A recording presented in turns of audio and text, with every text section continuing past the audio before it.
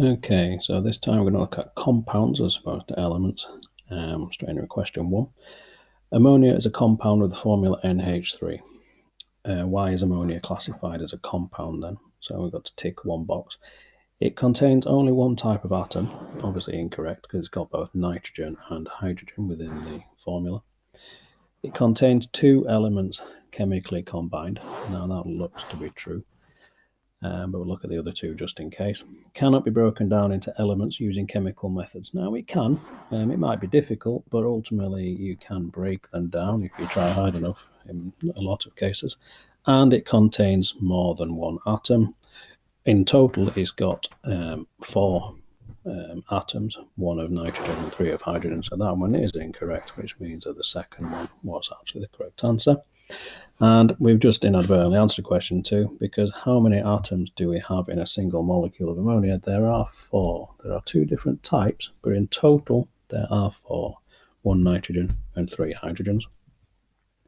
So looking into question 2, gives us a list of substances identified just by their chemical formula.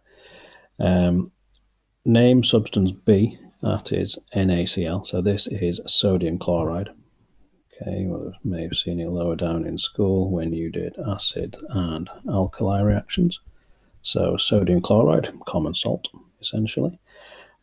Identify one substance from the list that is a compound, explaining your choice. Now, by the kind of old school definition of what a compound is, it's got 2 or more elements chemically combined together. Therefore, one substance could be, as we've just seen, compound B, sodium chloride.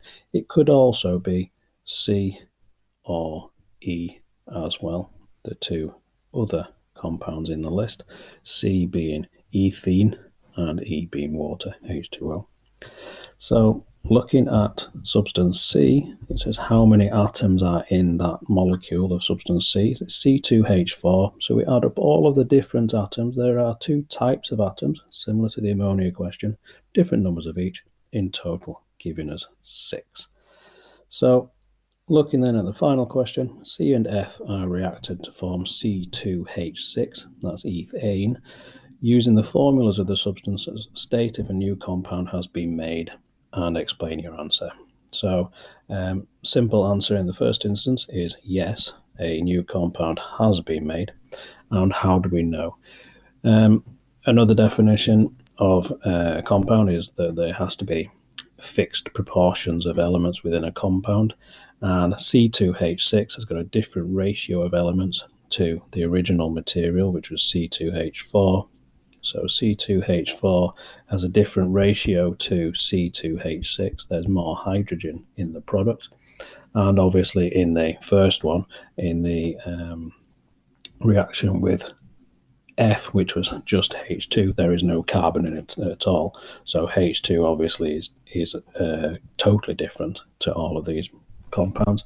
And so because there are different numbers of hydrogen atoms in all of the molecule, this one there's 2, there's 4, there's 6, then by lots of different definitions there has to have been a new compound formed.